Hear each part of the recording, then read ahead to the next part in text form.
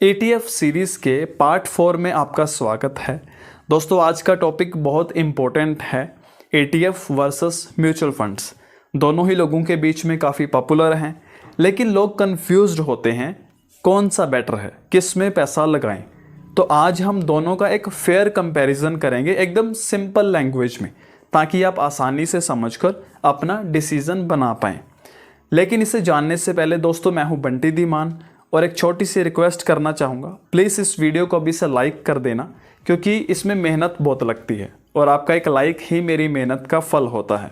और दोस्तों, एक छोटा सा डिस्क्लेमर, मैं कोई सेबी रजिस्टर्ड नहीं हूँ, तो इसलिए मेरी वीडियोस में किसी भी तरह की कोई इन्वेस्टमेंट एडवाइस नहीं दी जाती। ये वीडियो सिर्फ लर्निंग पर्पस और एजुकेशन पर्पस के लिए है, सिर्फ सीखने के लिए। तो इसलिए इस वीडियो को शुरू से अंत तक पूरा देखना। तो चलिए स्टार्ट करते हैं। तो सबसे पहले एक बेसिक सा डिफरेंस हम समझ लेते हैं। ETF यानी एक्सचेंज ट्रेडेड फंड, ये स्टॉक एक्सचेंज पर ट्रेड होते हैं। दोस्तों, रियल टाइम प्राइस पर ETFs को बाय और सेल किया जाता है, या कहें तो सेल होते हैं, बाय और सेल होते हैं। मोस्टली ये पैसिव इन्वेस्टिंग के लिए होते हैं, ठीक है। और म्यूचुअल फंड की अगर बात करें तो mutual fund AMC asset management company के थ्रू इनको परचेज किया जाता है, यानी कि म्यूचुअल फंड के थ्रू इन्वेस्टमेंट की जाती है, जो एसेट मैनेजमेंट कंपनी रन करती हैं।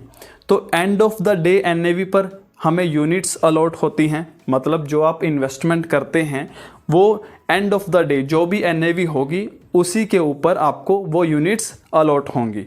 और ज़्यादातर ये एक्टिवली मैनेज्ड होते हैं, मतलब ETF शेयर्स की तरह बिहेव करते हैं, जबकि म्यूचुअल फंड बैंक से लिया लोन जैसा होता है, जो बाद में प्रोसेस होता है। समझे? अब एक साइड बाय साइड कंपैरिजन एक छोटा सा और देखते हैं।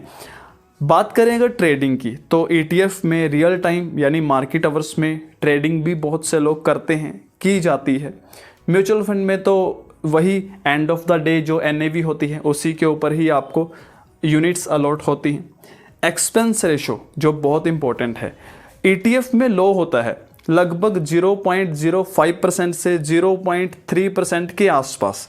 और अगर म्यूचुअल फंड की बात करें तो एक्सपेंस रेशो इनमें थोड़ा ज़्यादा होता है ETF के कंपैरिजन में, जैसे 1-2% के आसपास। तो डीमेट अकाउंट की अगर बात करें, ETFs के लिए डीमेट अकाउंट ज़रूरी है, लेकिन म्यूचुअल फंड में इन्वेस्ट करने के लिए आपको डीमेट अकाउंट की ज़रूरत नहीं है। लिक्विडिटी, बहुत से ETF हैं लिक्विडिटी हाई होती है और म्यूचुअल फंड्स में मीडियम होती है। ट्रांसपेरेंसी की बात करें तो ETFs एकदम हाई ट्रांसपेरेंसी आपको मिलती है और म्यूचुअल फंड्स में मॉडरेट। और मिनिमम इन्वेस्टमेंट की बात करें तो ETF में बहुत से ऐसे ETF हैं जो एक यूनिट आपको 10, 20, 50 रुपये या 100 रुपये में भी आपको एक यूनिट मिल जाती है। और सेम म्यूचुअल फंड में बात करें तो उसमें भी 100, 500, 1000 रुपये से आप अपना यूजुअली अपनी इन्वेस्टमेंट स्टार्ट कर सकते हैं। तो अगर आप एक एक्टिव ट्रेडर हैं या ऐप बेस्ड इन्वेस्टर हैं, ETF आपके लिए फिट हो सकता है। लेकिन अगर आप SIP स्टाइल में इन्वेस्ट करते हैं बिना डीमेट अकाउंट के, तो म्यूचुअल फंड आपके लिए ईजी ऑप्शन है। समझ गए? अब हम ये भी जान लेते हैं कि किस इन्वेस्टर के लिए क्या क्या बेटर है, या किस किस इन्वेस्टर के लिए क्या बेटर है।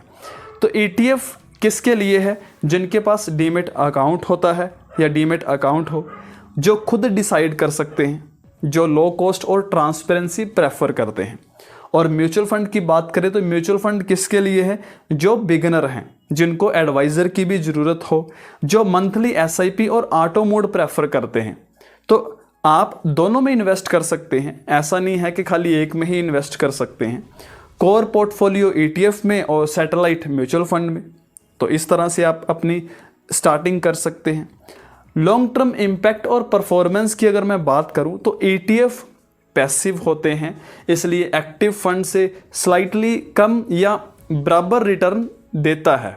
म्यूचुअल फंड की बात करूं तो म्यूचुअल फंड एक्टिव होते हैं, लेकिन हायर कॉस्ट की वजह से लॉन्ग टर्म में ETF से पीछे भी रह सकते हैं। पास्ट डाटा के अकॉर्डिंग पिछले 5-10 सालों में लो कॉस्ट ETFs ने म्यूचुअल फंड्स को बीट भी किया है। तो ETF का फ़ायदा तब दिखता है जब आप लॉन्ग टर्म के इन्वेस्टर हों और आप कॉस्ट पर कंट्रोल चाहते हो।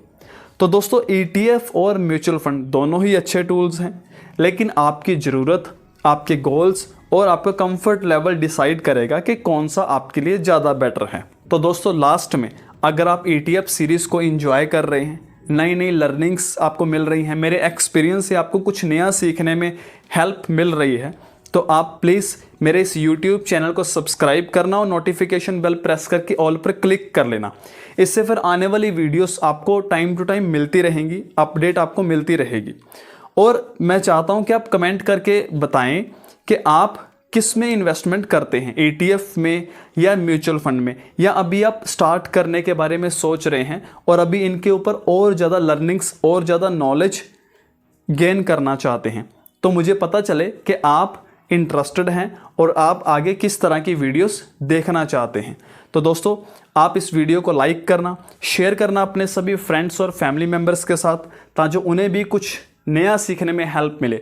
और हाँ, अगर आपने पहले वाली वीडियोस, पहले वाले पार्ट्स अभी तक नहीं देखे तो डिस्क्रिप्शन में लिंक मिल जाएगा, उन वीडियोस को देख लेना। इस वीडियो को आप अगर फेसबुक पर देख रहे हो तो पेज को फॉलो कर लेना। मैं जल्दी मिलता हूँ आपसे नेक्स्ट वीडियो में। एक बात और, आपको अगर डीमैट अकाउंट ओपन करना है तो डिस्क्रिप्शन में लिंक डाल दूंगा, आप डीमैट अकाउंट जाकर ओपन कर सकते हैं और अपनी इन्वेस्टमेंट जर्नी स्टार्ट कर सकते हैं। तो मैं जल्दी मिलता हूँ फिर आपसे नेक्स्ट वीडियो में, एंड थैंक्स फॉर वॉचिंग।